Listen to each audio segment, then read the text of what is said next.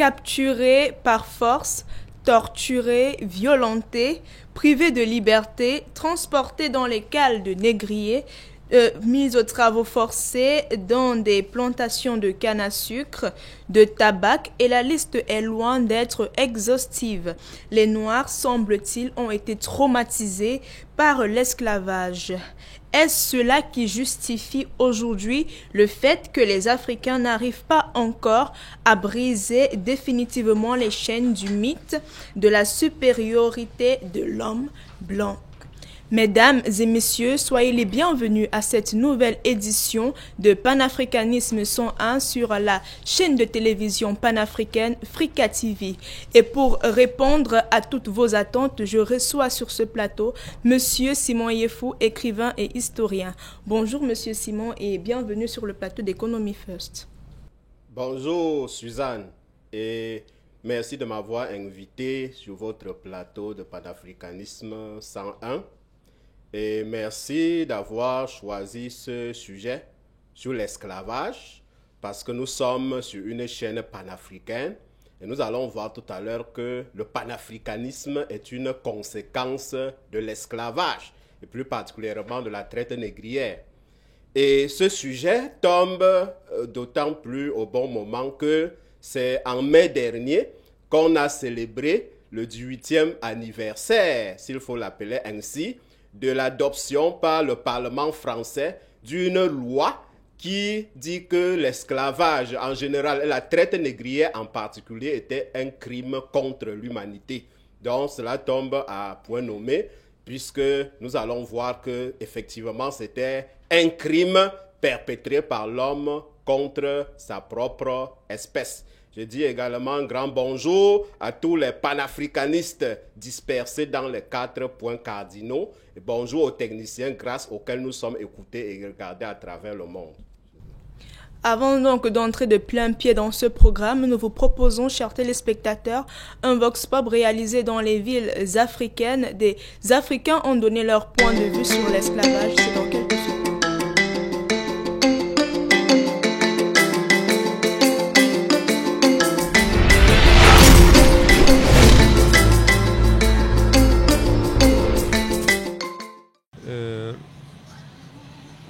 L'avis que je donnerais pour l'esclavage des Africains, c'est que l'esclavage est beaucoup plus dans la tête des Africains que sur les faits environnementaux. Là, c'est ce que je peux dire. Si l'Africain réussit à éliminer l'esclavage dans son esprit déjà, on réussira à nous épargner les Africains de beaucoup de choses. Merci. Je pense que concernant l'esclavage des Africains ou la traite négrière, je pense que les Africains ont eu ce qu'on appelle la perte de leur confiance en soi. Donc, vu ce qu'on a eu à subir et vu ce qu'on a eu à perdre, les Africains ont perdu vraiment la confiance. Donc, il faut vraiment garder le moral et comprendre que c'était un paramètre. Donc, c'était une traversée du désert. Donc, ça s'est arrivé. Même la France, ils ont connu ces moments difficiles de leur vie. Ça va passer, même ça va prendre le temps, ça ne pourra pas. Et pensez-vous que cet esclavage soit à l'origine de leur ralentissement dans la course au développement? Oui, un très grand frein, justement parce que les Européens qui ont eu à pratiquer cela ont fait comprendre que nous étions les êtres inférieurs, nous étions tellement supérieurs à nous, c'est la raison pour laquelle on est un peu bas. Est-ce possible que les Africains oublient ce mauvais traitement infligé pendant 500 années? Oui, il le faut même, c'est un impératif pour les Africains d'oublier cela, sachant que c'est un moment de la vie et ça va passer, c'est ça va aller. Bon, l'esclavage a beaucoup ralenti l'Afrique. Et non seulement ça, ça continue à nous ralentir. Puisque jusqu'à aujourd'hui, nos chefs d'État ne cessent d'être, contraints sur certaines choses européennes, occidentales. Parce qu'ils ont les mains liées quelque part. Il ne faut pas seulement les voir comme ça. À l'exemple des grands chefs d'État tels que le grand Mugabe, heureusement que lui il a dit non à ces Occidentaux. Et on voit au moins, partout où on dit non à ces Occidentaux, on voit comment ça se passe. On a vu par exemple la Guinée aujourd'hui. La Guinée est vraiment très loin. On voit, où encore? Oui, chez Mugabe, non? On voit comment il est bien développé. Bon, quant à nous ici en Afrique centrale, bon, on ne peut pas dire qu'ils ne sont pas toujours... nos chefs d'État n'ont pas aussi des mains liées, mais ils essayent de céder un peu pour qu'on ait au moins cette, comment je vais dire, cette petite facilité. Mais sinon, l'esclavage continue en Afrique, d'une manière ou d'une autre. L'esclavage en Afrique, je sais quelque chose qu'avant, les gens souffraient beaucoup. Mais en ce moment-ci, il y a un peu l'amélioration, mais pas totale. Parce que alors si on utilise encore bien les gens, on utilise aussi les hommes beaucoup. Et je peux même dire que même au niveau du travail, parfois on exploite les gens. Je peux dire l'exploitation de l'homme par l'homme, quoi. Donc tout ne va pas bien normalement. Alors si, là où nous sommes. Donc il y a la dictature en ce moment-ci. Il y a la dictature en ce moment. Donc tu travailles avec une personne et demain il te dit qu'on ne m'a pas payé alors qu'on lui a payé. Ça là alors c'est une forme d'esclavage que nous souffrons en ce moment-ci.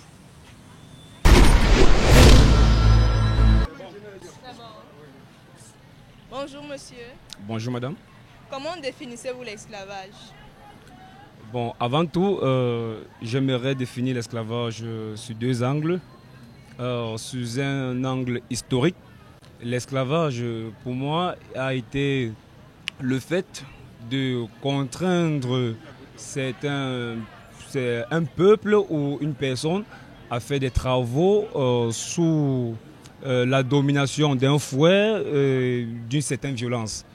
Et maintenant, sur le deuxième angle, on parle du néo-esclavage. Voilà. De nos jours, nous avons un peuple qui vit un esclavage, je dirais, culturel.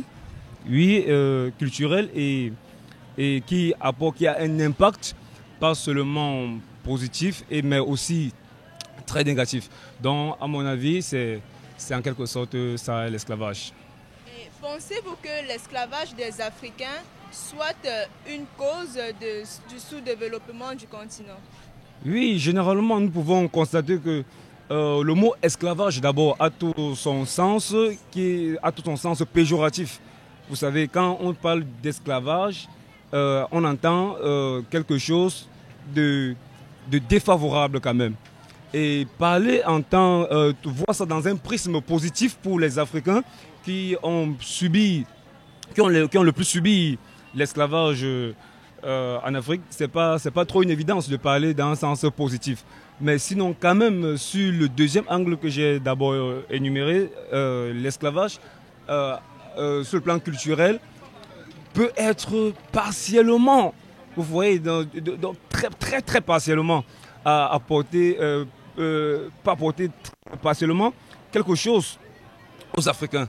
Les Africains qui ont plus subi l'esclavage. Ça peut apporter un petit quelque chose. Sur le plan culturel, nous avons tendance à voir que de nos jours, nous pouvons nous vêtir confortablement, nous pouvons avoir des beaux vêtements, nous pouvons avoir un langage. Un langage, c'est vrai que ça nous déculturalise quand même d'une part, mais sinon, c'est quand même bénéfique pour la communication nationale, internationale et continentale, voire continentale et internationale. Pour moi, l'esclavage, c'est le fait de priver quelqu'un de sa liberté, de l'obliger à faire des trucs qui n'est pas contre sa volonté. Pensez-vous que cet esclavage infligé aux Africains soit à l'origine du sous-développement du continent? Bien sûr. Parce qu'en prenant des gens en esclavage, ça les empêche de s'épanouir. Ça tue des talents. Ça les empêche. Parce que si quelqu'un possède un don et qu'on le prend en esclavage, plus on l'opprime, plus il fait dormir son don en laissant place à à la dépression, quoi.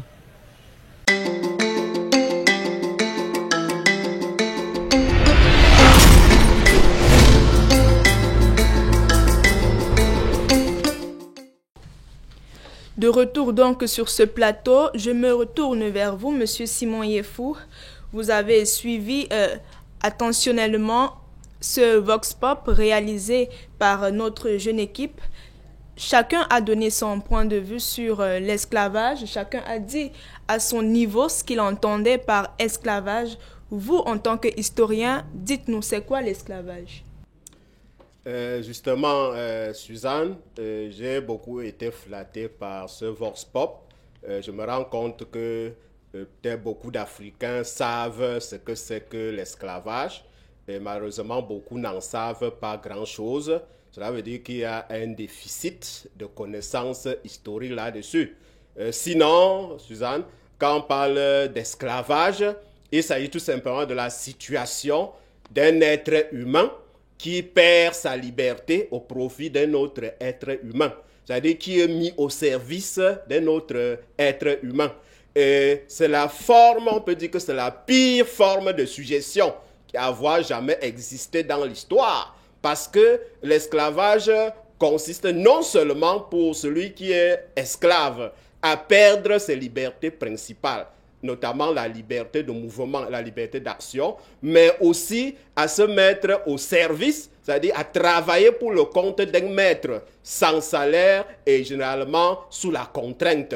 Cela signifie que l'esclave est un instrument économique entre les mains d'un maître qui peut en disposer comme il veut, il peut le vendre, il peut le céder à volonté. Et l'esclave devient exactement comme un bien immeuble, un bien meuble, un bien immeuble qu'on peut disposer à sa guise. Et nous allons voir que presque toutes les sociétés organisées ont connu l'esclavage, mais ce qui nous concerne, c'est-à-dire pour le cas particulier de la traite négrière qui nous concerne, ce sont les étrangers, particulièrement les Européens, les Arabes, comme nous allons le voir tout à l'heure, qui en ont fait une véritable industrie à un moment donné de l'histoire. Suzanne.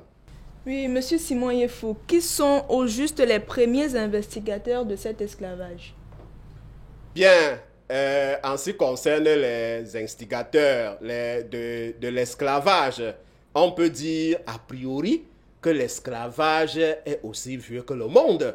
Parce que si on remonte dans le passé, on va se rendre compte qu'à partir du moment où les sociétés humaines ont commencé à s'organiser au néolithique, il y avait déjà une forme d'esclavage qui était mise en place. Mais on se rend compte que c'est véritablement dans l'Antiquité que l'esclavage commence effectivement à prendre une certaine ampleur, parce que vous avez entendu parler des peuples de l'Antiquité, comme les Perses, comme les Grecs, comme les Égyptiens et surtout les Romains. C'était des grands pays esclavagistes, c'est-à-dire ils avaient des esclaves. Mais à cette époque-là, par rapport à la période que nous allons, qui va beaucoup nous intéresser, il s'agissait des esclaves issus des mêmes pays. Vous voyez, c'est-à-dire, il y avait peut-être parfois certaines lois qui permettaient, ou bien certaines coutumes qui permettaient à un moment donné de réduire certaines populations en esclavage. C'est peut-être des gens qui ne remboursaient pas leurs dettes, ou bien des gens qui se comportaient d'une certaine manière, ou bien des voleurs, tout cela, qu'on pouvait réduire en esclavage. Mais c'est à partir de l'Empire romain, effectivement, avec les conquêtes, parce que l'Empire romain était un empire conquérant, et qu'ils ont commencé à aller hors de leur pays pour prendre des esclaves étrangers, c'est-à-dire arrêter des prisonniers de guerre pour les transformer en esclaves. Mais pour le cas particulier de la traite négrière, c'est-à-dire cet esclavage dont les Africains ont été l'objet, on peut dire que c'était un véritable complot international dont les grands instigateurs, ce sont les puissances occidentales, les Arabes et aussi les grandes religions révélées comme le judaïsme, comme le christianisme et comme l'islam. Je commence d'abord par les Arabes. on a coutume parfois d'oublier, c'est-à-dire la traite arabe sur le continent africain et privilégier plutôt la traite atlantique. Or, je vous rappelle que pendant très longtemps, pendant plus de 10 siècles, c'est-à-dire plus de 1000 ans, les Arabes ont dépeuplé des régions entières du continent africain pour y arrêter des esclaves et les déporter soit vers l'Afrique du Nord, soit c'est-à-dire en traversant le Sahara pour l'Afrique du Nord ou en traversant l'océan Indien pour les pays arabes. Donc, cette traite a duré plus de 1000 ans et a fait plusieurs dizaines de millions de victimes sur le continent africain.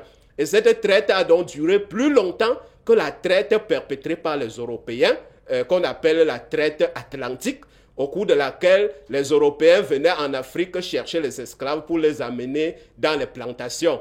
Et il y a généralement 5 grandes puissances européennes qui sont les coupables, les véritables coupables de cette saignée du continent africain.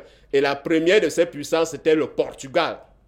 C'est le Portugal qui a été le premier pays européen à introduire l'esclavage sur le continent, à venir en Afrique chercher les esclaves. Et c'était dans le cadre de ce qu'on appelle le grand voyage de découverte qui avait été lancé à l'instigation d'un prince portugais qu'on appelait Henri le Navigateur, qui était le fils du roi du Portugal de l'époque. Et c'est dans le cadre de ces voyages que les Portugais sont arrivés sur les côtes africaines, ont arrêté les premiers Africains de force pour les amener en Europe. Et par la suite, il y a un pape, le pape Nicolas V, on était en 1455, qui a donné l'autorisation aux Portugais de chercher des Noirs en Afrique pour les amener en Europe et plus tard sur le continent américain. Mais le grand événement qui entraîne le début de la traite atlantique, c'est la découverte, ce qu'on appelle la découverte de l'Amérique en 1492 par Christophe Colomb. Donc quand Christophe Colomb découvre l'Amérique, il se rend compte que les Portugais se rendent compte que c'est un continent extrêmement riche, peuplé par des Indiens qui ne se rendent pas compte de la richesse de leur continent. Or, les Européens décident de le mettre en valeur.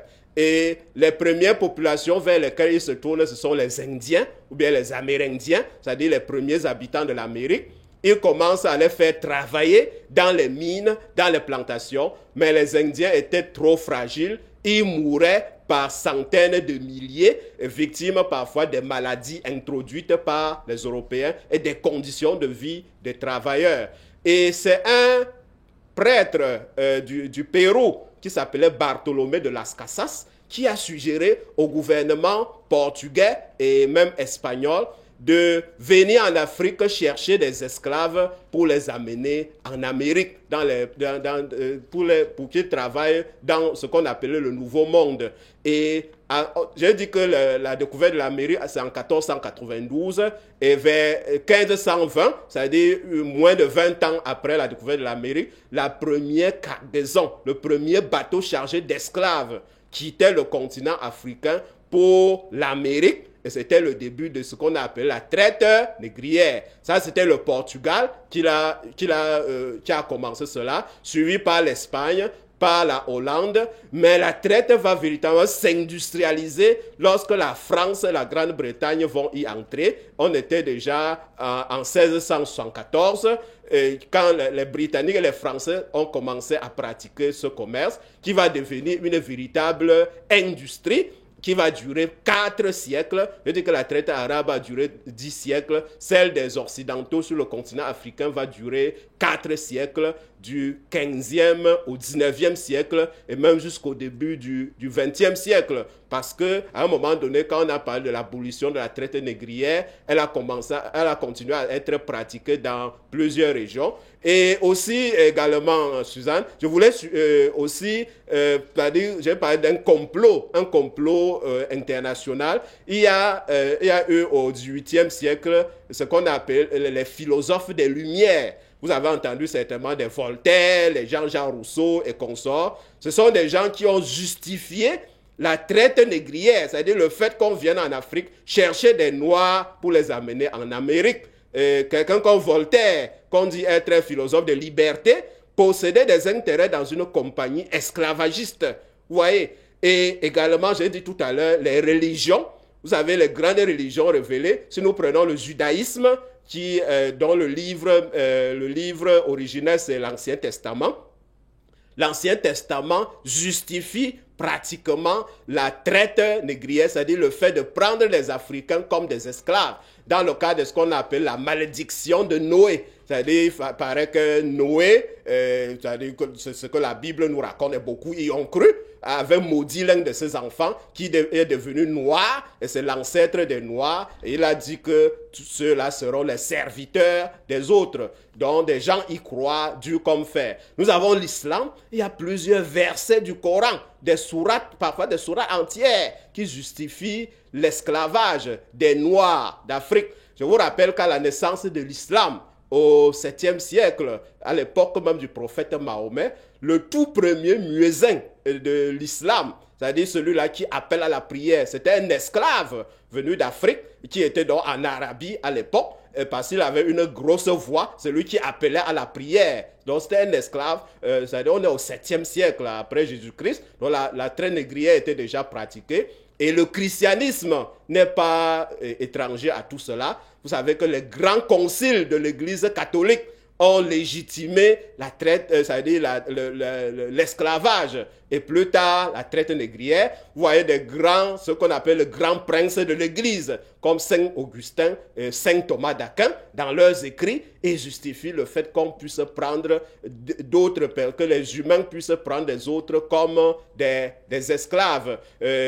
Sans oublier, je parlais tout à l'heure du pape Nicolas V, qui avait donné son accord au Portugal pour commencer à venir chercher les Noirs en Afrique. Et l'évêque ou bien le prêtre Bartholomé de Las Casas, prêtre catholique, qui a donné son autorisation, qui a demandé pour sauver les Indiens, il fallait venir chercher des Noirs sur le continent africain. Donc finalement, Suzanne, pour répondre finalement à la question, les instigateurs, c'est-à-dire la traite négrière, l'esclavage des Noirs en Afrique a été un véritable complot international ourdi par les Arabes, par les puissances occidentales et par les grandes religions.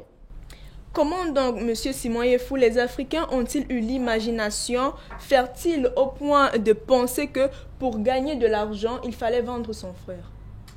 Oui, Suzanne, vous faites bien de me poser cette question. Bien sûr, j'ai parlé des acteurs étrangers qui venaient en Afrique chercher des Africains pour les amener en Amérique, travailler dans des plantations. Et je n'ai pas oublié, je savais que vous alliez me demander cela. Cela a pu se faire parce qu'il y avait des complices, il y avait des complicités locales. Il y avait des Africains qui étaient prêts à vendre leurs frères, à vendre leurs enfants parfois aux étrangers et parfois à vil prix. Donc, mais très souvent aussi, c'était sous la contrainte parce que nous sommes au 15e, 16e siècle, l'époque où on appelle ça les grandes découvertes, avec les puissances occidentales qui sont en train de s'élancer vers le monde, vers la conquête du monde. Or, évidemment, ces puissances-là étaient en avance technologique par rapport au continent africain. Ils avaient des armes. Cela veut dire que quand ils venaient sur le continent africain, parfois, les Africains qui leur vendaient leurs frères n'avaient pas le choix. C'était sous la contrainte. Et non seulement sous la contrainte, mais il y a eu des cas où des Européens, des négriers européens venus sur le continent africain prendre les esclaves. Quand ils ne trouvaient pas des gens qui pouvaient leur vendre, c'est-à-dire des négriers qui se lançaient eux-mêmes sur le terrain pour la chasse aux esclaves.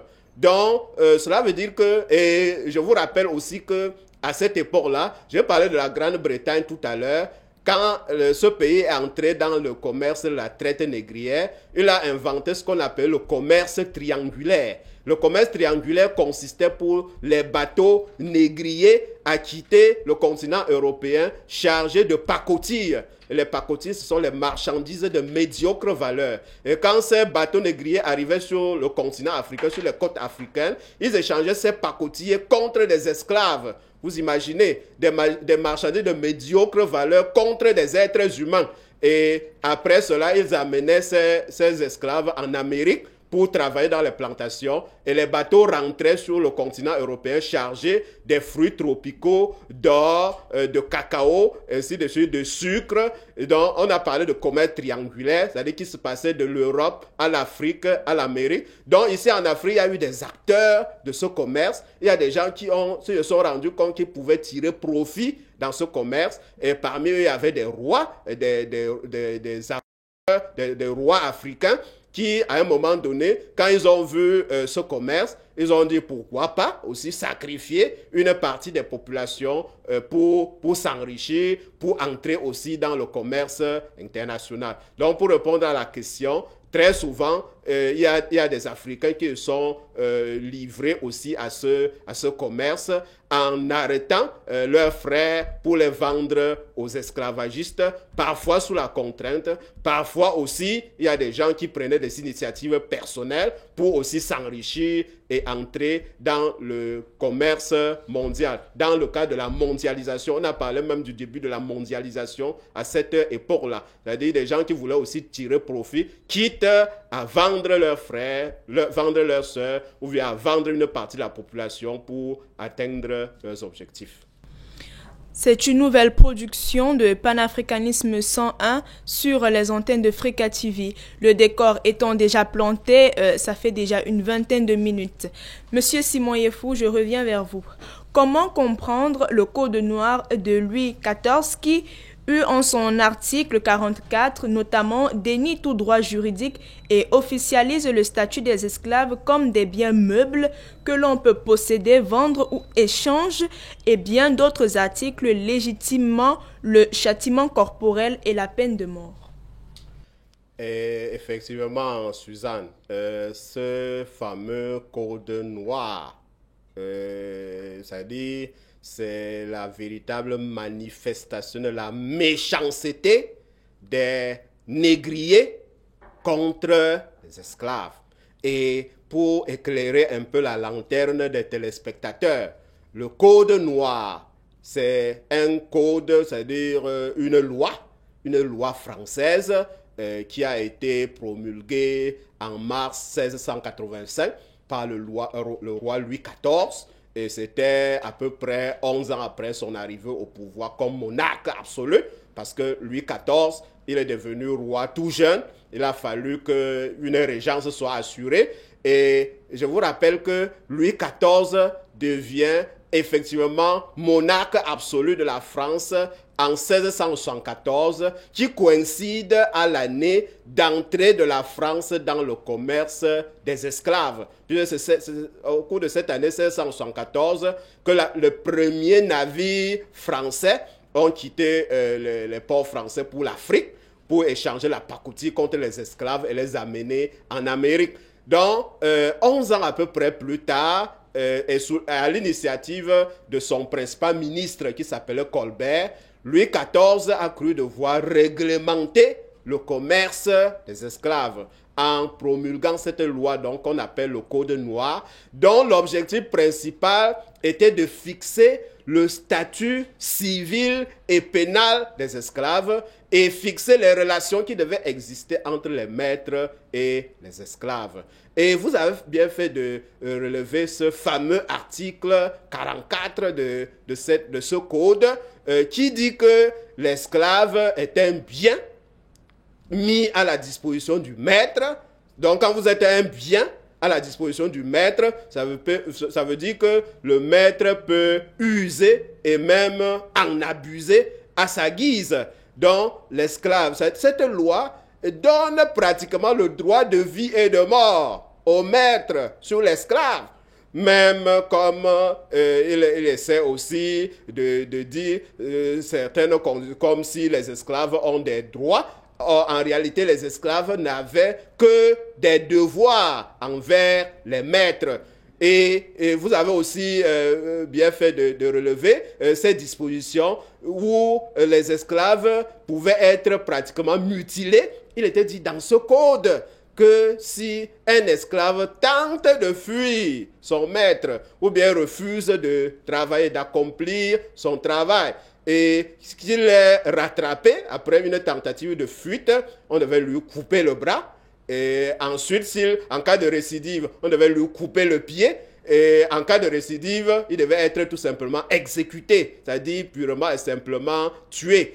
Et également, cette loi particulièrement sévère donne tous les droits, comme je viens de le relever, aux maîtres sur les esclaves qui... c'est-à-dire c'était pour les dissuader. Le but principal de cette loi, c'était pour dissuader les esclaves de ne pas tenter de fuir leur maître ou bien de ne pas tenter de se révolter contre leur maître. Et donc, ils devaient savoir à quoi s'en tenir. Donc, c'était une loi, un code de loi particulièrement sévère qui donnait tous les droits, presque tous les droits aux maîtres sur leurs esclaves. Et c'était pour dissuader les esclaves qui devaient servir les maîtres malgré les conditions, même si les conditions étaient dures n'importe comment, ils devaient supporter. Donc, c'est l'expression, comme vient de le dire, de la méchanceté des négriers vis-à-vis des esclaves qui étaient déniés de tout droit. Ils n'étaient pas c'est-à-dire parfois des êtres humains. C'est-à-dire, cette loi donne la latitude aux maîtres de compter les esclaves comme des biens. Et c'est pour cela que parfois, on a vu des propriétaires d'esclaves, c'est-à-dire compter leurs biens, les chevaux et les esclaves, c'est-à-dire ils les comptaient exactement à la même rubrique. C'est-à-dire j'ai tel nombre de chevaux et tel nombre de noix, ils les comptent, c'est-à-dire indistinctement. Donc, c'est pour dire que cette loi ravalait l'esclave au rang d'une véritable bête. Et c'était aussi en application de ce que plus tard, je parlais de Voltaire, qui a hiérarchisé les races en disant que les blancs doivent dominer sur les noirs exactement comme les noirs dominent sur les singes. Vous voyez? Donc, c'est des paroles de philosophes de lumière du XVIIIe siècle. Dans le code noir, c'était donc ce code particulièrement sévère qui donnait aux maîtres tous les droits sur leurs esclaves. Et est-ce que le fait de capturer les Africains par force, de les torturer, les enchaîner comme du bétail, ne les a pas vraiment traumatisés?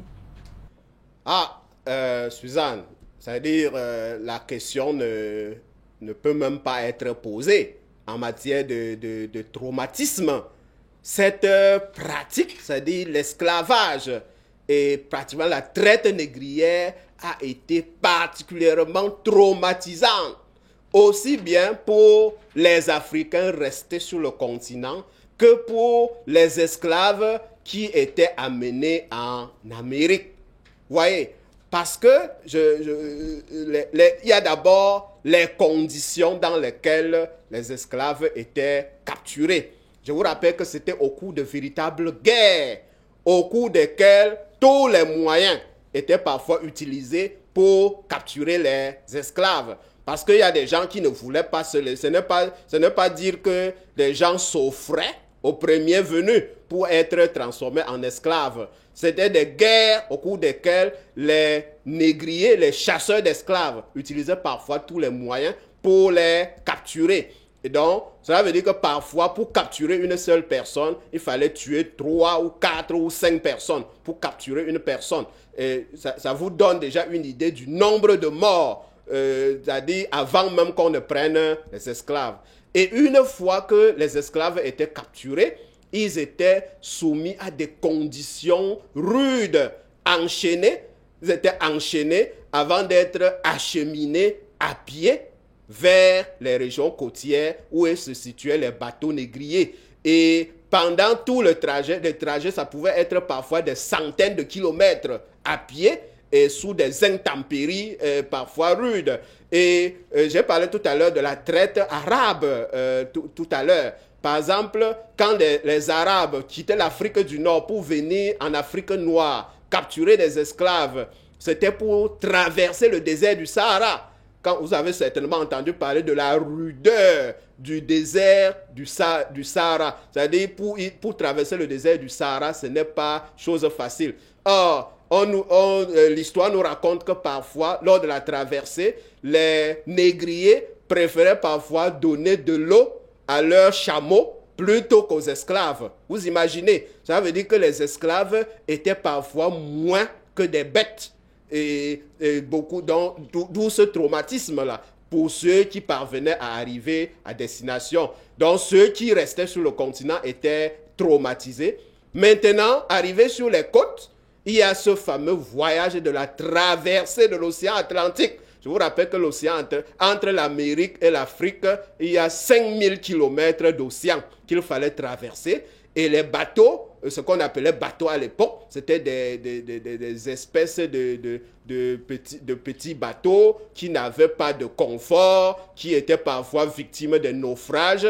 Or, on empaquetait des esclaves dans des bateaux comme des sacs, comme on range des sacs de café ou des sacs de cacao pour une traversée qui allait durer parfois des semaines, voire des mois. Vous imaginez? Et c'est pour cela que lors des traversées, le taux de mortalité dans les bateaux était extrêmement élevé.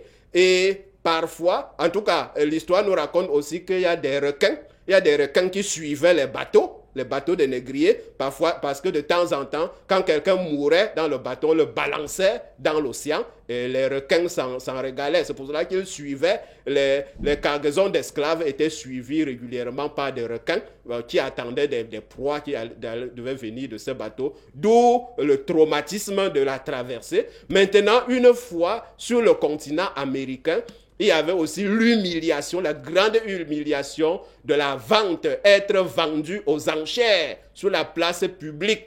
Vous voyez, c'est-à-dire ceux qui avaient réussi à traverser l'océan pour arriver en Amérique, un grand traumatisme, la vente aux enchères des êtres humains. Et après la vente aux enchères, commençait maintenant le travail de plantation, qui était une véritable, c'est-à-dire les plantations étaient de véritables, on peut les appeler des camps de concentration, où des gens, c'est-à-dire les esclaves, travaillaient dans des conditions les plus difficiles, sous la surveillance des maîtres dotés de fouets, c'est-à-dire pas de repos possible, c'est-à-dire chaque fois que vous travaillez jusqu'à vous voulez vous reposer, c'est le fouet qui vous remettait au travail, au service. Et on parle des esclaves qui se nourrissaient des racines, c'est-à-dire leur ration alimentaire, c'était juste pour leur permettre d'avoir assez de force pour continuer à travailler. On a même relevé que l'espérance de vie dans les plantations parfois ne dépassait pas 8 ans.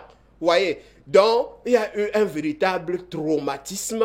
Et encore que ces esclaves qu'on venait chercher sur le continent africain, on ne prenait pas n'importe qui, c'est-à-dire les vieux, c'est-à-dire les vieillards d'un certain âge, on les épargnait. On ramassait les jeunes, c'est-à-dire les gens qui ont encore la force de travailler. C'est eux qui étaient recherchés. Ça veut dire que ça a freiné pendant longtemps, pendant des siècles, le développement du continent africain, d'où le traumatisme qui ne pouvait pas manquer. Et également, avec les guerres qui se sont multipliées entre villages, entre royaumes, parce qu'à un moment donné, c'était devenu une concurrence des royaumes qui se faisaient la guerre. Et quand un royaume remportait la victoire sur un autre royaume et ramassait la population de ce royaume pour en faire des esclaves en vue de les vendre aux négriers européens. Donc, pour répondre à la question, Suzanne, ça a été une opération véritablement traumatisante, non seulement pour ceux qui étaient restés sur le continent, mais encore plus pour ceux qu'on amenait sur le continent américain pour travailler.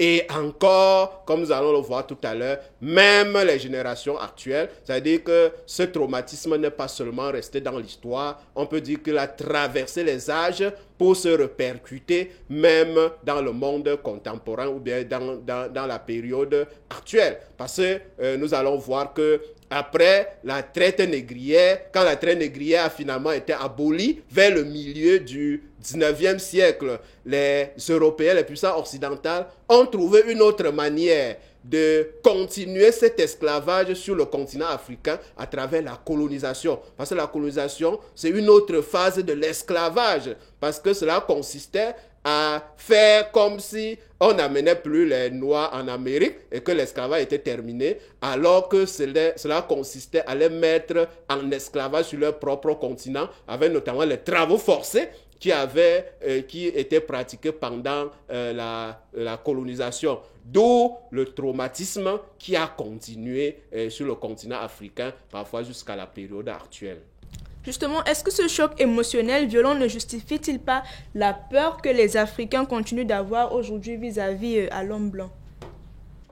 Oui, on peut le dire, Suzanne. C'est-à-dire, vous savez que j'ai parlé tout à l'heure de la hiérarchie, une véritable hiérarchie des couleurs qui avait été justifiée même par les philosophes.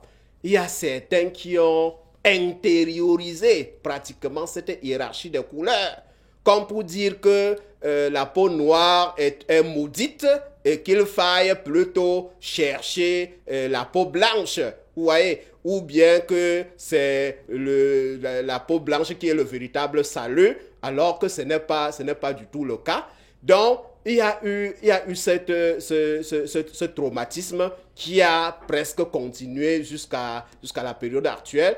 Et également, pendant cette division internationale du travail perpétrée par la traite négrière, qui consistait à dire que les Africains sont des serviteurs de l'homme blanc, c'est-à-dire qu'il y a eu cette hiérarchisation de fait qui datait de cette période, qui a pratiquement été intériorisée, comme je viens de le dire, par certains, pour justifier que ces Européens, ces Occidentaux, continuent à perpétrer leur domination sur notre continent, sur nos populations, sans qu'on ne puisse pas faire grand-chose pour y mettre un terme.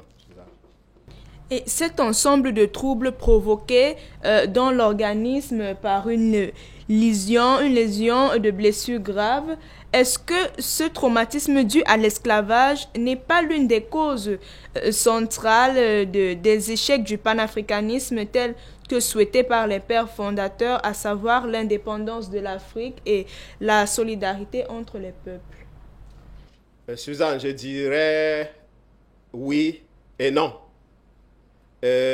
Oui, parce que comme je l'ai dit dans l'introduction tout à l'heure, l'esclavage ou bien le panafricanisme est une conséquence de l'esclavage. Vous savez, nous sommes sur une chaîne panafricaine. Le panafricanisme a commencé à se développer en Amérique, c'est-à-dire aux Antilles et aux États-Unis d'Amérique, de la part des anciens esclaves ou bien des descendants d'esclaves. C'était à la suite de l'abolition de l'esclavage. Je vous rappelle que quand l'esclavage a été aboli déjà au congrès de Vienne en 1815 et plus tard au congrès de Versailles, la conférence de Berlin, tout cela, ça a continué à être pratiqué parfois dans la clandestinité. Et aux États-Unis particulièrement, et dans certains pays des Antilles aussi, les anciens esclaves libérés ont été confrontés à un mal nouveau qui a germé dans l'esprit des anciens esclavagistes, des anciens maîtres. C'était la discrimination raciale. Pour dire que si vous avez échappé à l'esclavage, on va voir comment vous allez évoluer. La discrimination raciale consistait donc à reléguer les Noirs américains ou bien les descendants d'esclaves au rang inférieur par rapport à la population blanche. Il est donc venu à l'idée de ces anciens esclaves d'inventer le panafricanisme, c'est-à-dire l'union faisant la force. Il était question de s'unir, d'être solidaire pour être plus fort.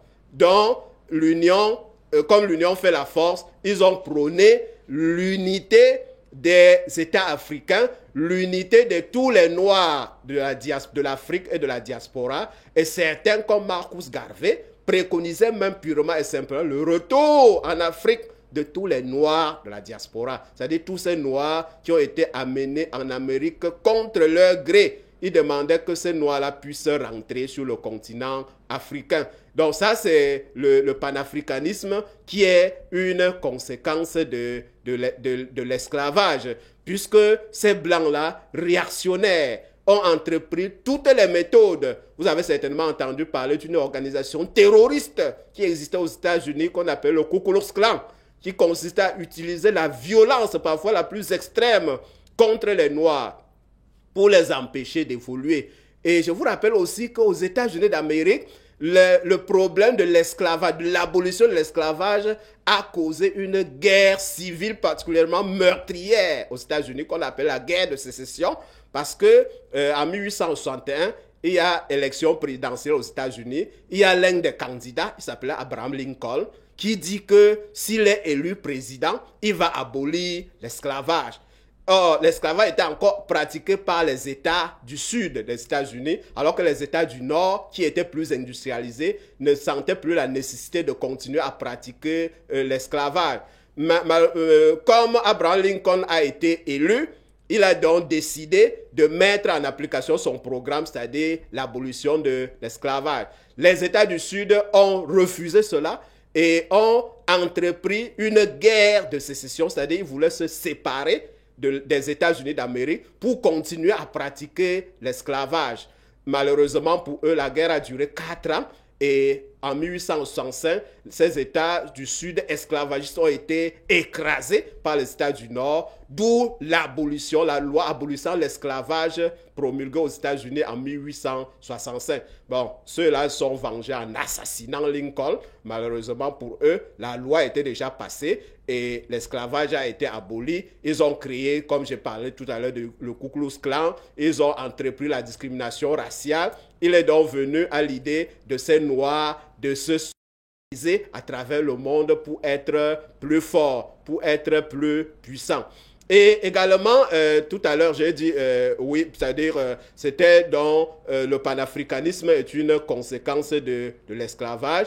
Mais dire que l'esclavage peut justifier le fait que le panafricanisme ait finalement échoué, c'est-à-dire c'est quelque peu problématique parce que je vous rappelle que pendant même la période de l'esclavage, même pendant la capture des esclaves, il y a des Africains qui refusaient carrément de se laisser prendre et qui préféraient se suicider, c'est-à-dire mieux vaut mourir que de perdre sa liberté.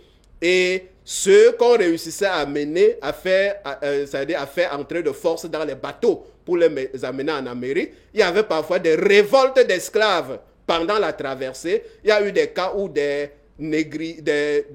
esclaves ont pris le contrôle des bateaux en tuant les négriers pour les jeter aussi à l'eau.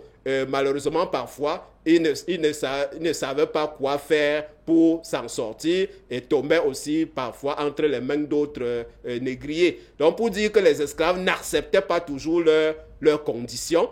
Et une fois en Amérique, il y avait des révoltes fréquentes d'esclaves dans les plantations. C'est-à-dire des gens qui se révoltaient, qui refusaient de travailler. Et donc, il y avait un esprit de révolte dans la tête des esclaves, ou bien qui fuyaient les maîtres pour aller parfois créer des groupes pour aller à l'assaut de ces maîtres-là. Et c'est l'une des grandes révoltes d'esclaves qui a abouti à la création d'un pays qu'on appelle Haïti. On était en 1804. Haïti est le premier État noir à être constitué par les anciens esclaves qui se sont révoltés contre les maîtres.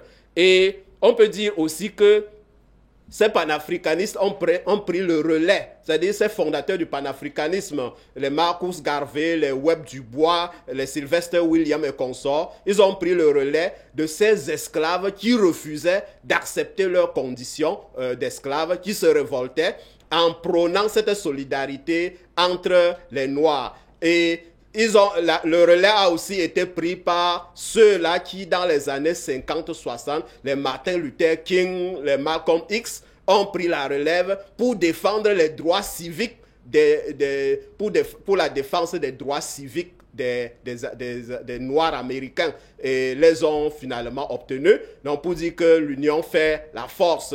Il y a aussi ici en Afrique la première génération des chefs d'État qui voulait conduire ce continent vers son unité dans le cadre de ce panafricanisme. Nous savons que malheureusement, peut-être ce mythe de la supériorité de l'homme blanc qui a germé dans l'esprit d'autres Africains qui ont finalement fait comme un véritable complot avec les anciens colons pour saboter le triomphe du panafricanisme. Parce que comment comprendre que les premiers panafricanistes, bon, certains ont pu accéder au pouvoir, d'autres n'ont pas pu accéder au pouvoir. Il y a les Patrice Lumumba qui sont morts assassinés, les Amilcar Cabral qui ont été assassinés, les Ruben Omniobe qui ont été assassinés. Bon, il y a d'autres qui sont parvenus au pouvoir, mais les politiques qu'ils ont commencé à entreprendre ont attiré l'attention des anciennes puissances impérialistes qui ont fait des complots avec d'autres Africains pour les mettre hors d'état de nuire. On se rappelle du mauvais sort qui a été réservé à Francis Kwame Nkrumah, celui-là qui disait que l'Africa must unite, qui avait dit que tant que l'Afrique ne s'unit pas, elle ne peut pas se développer. Vous voyez, et il y a le sort qui a été réservé au Sylvanus Olympio, qui a été le premier président du Togo, très panafricaniste. Et quand il a voulu déjà appliquer sa politique, il a été renversé et assassiné. C'est le même sort qu'a connu Modibo Keïta au Mali. Vous voyez, c'est-à-dire ces dirigeants africains qui sont parvenus au pouvoir, qui voulaient mettre en application le panafricanisme prôné par les pères fondateurs, ont été mis hors d'état de nuire par des Africains qui sont obnubilés encore par le mythe de la supériorité de l'homme blanc, et une mauvaise génération de dirigeants sont donc arrivés au pouvoir sur le continent africain qui n'avaient pas au programme le panafricanisme, d'où la situation à laquelle nous avons abouti, qui n'a plus rien à voir avec le panafricanisme prôné par les pères fondateurs. Donc, pour répondre à la question, je peux dire que dans tous les cas, les pères fondateurs du panafricanisme ont fait leur travail parce qu'ils se sont rendus compte que les Africains ont été réduits en esclavage parce qu'ils n'ont pas pu ou su résister efficacement, et que c'est l'union qui fait la force. Il fallait mettre en commun tous nos efforts pour tenir tête au rouleau compresseur de l'homme blanc qui veut continuer à dicter sa supériorité sur le continent africain, alors que le continent africain a de quoi tenir tête contre ce rouleau compresseur. Donc il est question que les dirigeants qui ont pris le pouvoir, parfois sans savoir exactement quoi faire, retournent, c'est-à-dire descendent sur terre et se rendent compte que ce continent qui souffre depuis le 15e siècle, et ça a déjà duré 5 siècles, et alors qu'on a tous les moyens pour tenir tête, pour relever la tête et dicter notre loi au reste du monde. D'après vos explications, M. Simon Yefou, est-ce qu'on peut réellement affirmer que le tout tourne autour d'un problème de peau? Bien, il y a ce problème-là, même si j'ai dit tout à l'heure que beaucoup d'Africains ou bien de descendants d'esclaves ont intériorisé ce problème de couleur de peau. Or, nous savons que la couleur de la peau, c'est-à-dire c'est le même sang rouge qui coule dans nos veines. Ce problème de race, en réalité, les races n'existent pas dans le monde. Les races, c'est une invention occidentale pour perpétuer leur domination. Il est question que les Africains aillent dans le sens, comme je l'ai dit tout à l'heure, dans la ligne tracée par les pères fondateurs et qui ont été suivis par, vous vous rappelez, des grands poètes de la négritude, les Aimé Césaire et consorts, qui disaient qu'il faut non seulement on reconnaît qu'on est noir, mais on accepte cette condition. On parlait de Black Power ou bien Black is Beautiful, ainsi de suite. Vous voyez, c'est-à-dire le fait de rejeter en quelque sorte sa race, comme le font certains Africains qui sont encore obnubilés par cet héritage colonial ou bien cet héritage esclavagiste. Ce n'est pas du tout sérieux parce que en le faisant, ils donnent raison à ceux-là qui ont imposé leur domination sur le continent depuis des siècles et qui ne sont pas prêts à lâcher. Or, tout a montré que si on est solidaire, si on fait front commun, ils ne peuvent rien contre nous parce qu'on a des ressources naturelles, des ressources humaines pour y tenir tête à leur rouleau compresseur. Quelle est donc, pour sortir de ce programme, quelle est donc la solution miracle pour faire oublier à l'Africain la douleur, la cruauté, les séquelles de ce traitement inhumain qu'est l'esclavage? Suzanne, la première grande chose, c'est le devoir de mémoire, ce qu'on appelle le devoir de mémoire. Et j'ai parlé tout à l'heure à l'entame de l'émission d'une loi qui a été votée par l'Assemblée nationale française en mai 2001. C'était à l'époque du président Jacques Chirac qui a promulgué cette loi le 21 mai 2001. Cette loi dit que l'esclavage, la traite négrière, c'est un crime contre l'humanité. Et qui préconise, et c'est aussi le contenu de cette loi, l'enseignement de la traite négrière dans les écoles françaises. Je ne suis pas encore allé vérifier, je ne sais pas si c'est déjà appliqué, parce que si c'est le cas, c'est une bonne chose. Ce qu'on appelle le devoir de mémoire, c'est-à-dire on doit savoir que ce crime contre l'humanité a eu lieu. Et pas seulement en Occident, même sur le continent africain, on doit revisiter ce passé. Bien sûr, le ministère de l'Éducation nationale ou des enseignements secondaires a inscrit l'enseignement de la traite négrière au programme scolaire.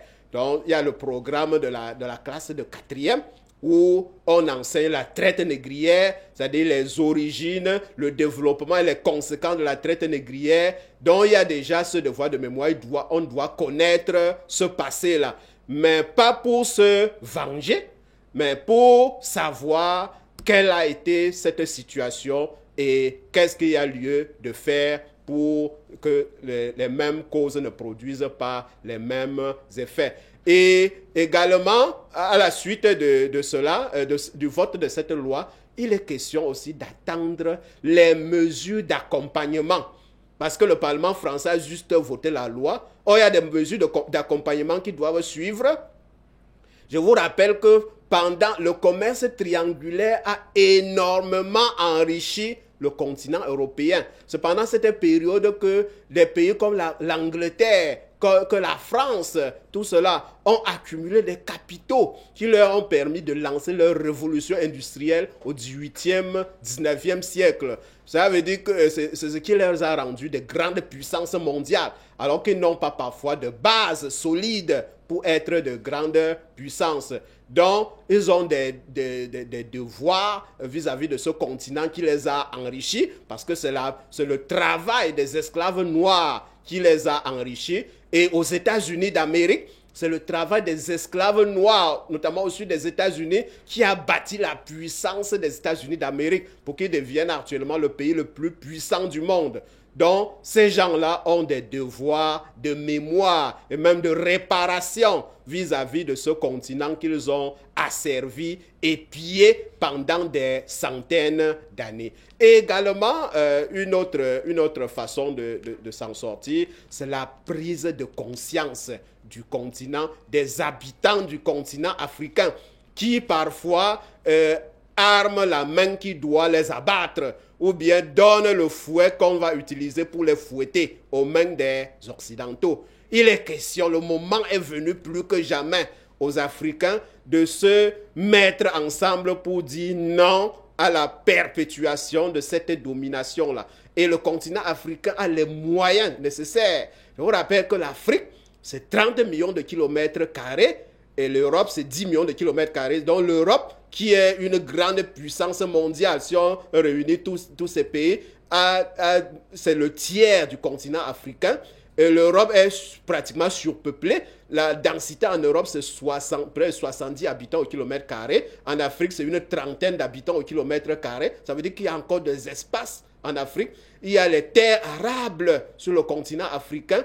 L'Afrique peut devenir une puissance agricole mondiale si on met en exploitation les terres arables pour permettre d'oublier ce passé douloureux. L'Afrique peut devenir une puissance industrielle mondiale. Nous avons des ressources minières. L'Afrique a le tiers des ressources minières du monde entier. Ça veut dire qu'on a des matières premières qui peuvent nous permettre de nous industrialiser et permettant ainsi d'oublier ce passé douloureux. Et nous avons aussi, l'Afrique a une population dynamique.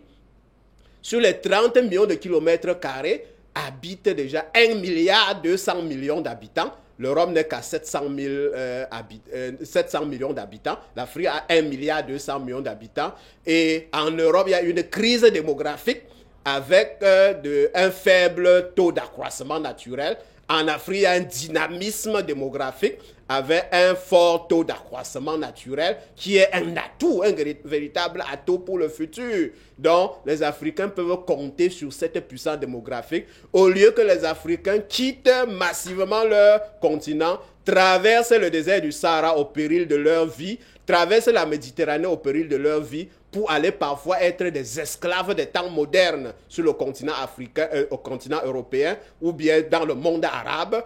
Ils doivent c'est-à-dire ils doivent rester dans leur continent, utiliser leurs forces productives pour permettre à ce continent de décoller et d'oublier le passé douloureux de la traite négrière, qui certes a été un traumatisme, mais avec beaucoup d'efforts. Vous avez parlé tout à l'heure de blessure morale. Ça a été une véritable blessure morale, mais avec beaucoup d'efforts, on peut y remédier, on peut mettre fin à cette situation si les Africains deviennent solidaires, s'ils mettent en commun leurs forces, ils peuvent tenir tête au rouleau compresseur des Occidentaux. Les dirigeants, ceux qui se permettent parfois d'arriver à la tête des États africains et être plutôt des carriéristes, c'est-à-dire s'intéresser plutôt à leur carrière au lieu de s'intéresser de l'avenir de ce continent, doivent savoir que l'Afrique est un héritage qu'on a reçu des aïeux et qu'on a la lourde responsabilité de transmettre aux générations futures. Or, on se rend compte que les dirigeants qui sont à la tête des États, c'est l'endettement, c'est les dépenses ostentatoires, c'est les dépenses, c'est-à-dire c'est le budget de fonctionnement qui est entièrement consommé, alors que le budget d'investissement parfois n'est pas entamé. On n'a pas besoin de ce genre de dirigeants, ou bien qui continuent à faire allégeance aux anciens maîtres. Si nous avons des dirigeants du continent africain qui continuent à être dans des loges ou bien dans des véritables sociétés secrètes occidentales, où c'est là parfois où on fixe on se partage les postes sur le continent africain, nous disons que cette ère-là est révolue. Et également, il est question que les Africains fassent une véritable révolution sur le plan mental, notamment vis-à-vis des religions importées de l'étranger. J'ai l'habitude de le marteler. Le christianisme est importé de l'étranger, l'islam est importé de l'étranger. On a des religions traditionnelles africaines qui permettaient de croire efficacement en Dieu. Or, nous avons dit que ces religions importées de l'étranger ont encouragé l'esclavage, c'est-à-dire le fait qu'on arrête les Africains pour les amener en Amérique ou bien dans le monde arabe. Et je vous rappelle aussi qu'il y a certaines pratiques encore, au moment où je vous parle. Il y a des pays, même des pays africains, vous avez un pays comme la Mauritanie, où l'esclavage continue d'être pratiqué, puisque dans ce pays, il y a des générations d'esclaves. C'est-à-dire que votre parent, votre ancêtre était esclave, vous devez continuer à être esclave. Malgré une loi qui a été votée pour interdire cette pratique, elle continue à être à l'ordre du jour. Il y a ces Africains qui acceptent au péril de leur vie d'aller en Occident, où ils sont des travailleurs clandestins, c'est encore de l'esclavage de temps moderne. Il y a ces Africains dans les pays arabes. C'est-à-dire, on leur fait miroiter parfois que dans les pays arabes, quand il y a beaucoup de pétrole, il y a beaucoup de gaz, c'est l'Eldorado sur terre. Il faut y aller. Malheureusement, beaucoup de nos frères, beaucoup de nos sœurs vont dans les pays arabes et deviennent des esclaves, deviennent parfois des esclaves. Il est question que, sans oublier la situation, nous avons vu quand Muammar Kadhafi a été renversé en Libye en 2011, la Libye est devenue un pays esclavagiste pratiquement. On a même vu des scènes de vente d'esclaves sur la place publique, comme cela se faisait au 15e, 16e, 17e, 18e siècle. Vous voyez, c'est-à-dire on est retourné à cette période-là. Or, il est question, c'est-à-dire, j'ai l'habitude de dire que les 54 États africains, si chaque État forme une armée, c'est-à-dire donne une armée de 10 000 soldats, ça va faire 5 millions de soldats qui peuvent aller en Libye pour mettre de l'ordre et libérer les Africains qui sont pris en otage, qui sont pris comme des esclaves dans ce pays. Donc, pour finir, Suzanne, tout appartient, tout part et tout retourne à la solidarité, à l'unité. Il est question de donner raison aux pères fondateurs du panafricanisme, revisiter le panafricanisme, voir les idées qu'ils ont préconisées, les mettre en application. Ces gens n'étaient pas des fous, c'était des visionnaires, parce que ceux qui ont abandonné cette voie pour suivre d'autres voies, on se rend compte qu'ils ont conduit le continent vers une destination inconnue où les Africains perdent leurs repères et quittent leur continent qui est le véritable paradis sur terre pour aller en enfer en Occident. Donc, mais malheureusement pour ceux qui continuent à vouloir perpétuer la domination, il y a déjà beaucoup d'Africains qui ont pris conscience et le combat mené par Africa TV entre dans ce cadre-là parce qu'il est question qu'on libère les mentalités pour que ces événements qui sont déroulés dans le passé ne se répètent pas. Nous vous remercions, M. Simon Yefou, d'avoir accepté notre invitation. Merci. Chers téléspectateurs, nous vous remercions pour votre attention particulière et très prochainement pour une nouvelle production de Panafricanisme 101, toujours sur Africa TV. Merci.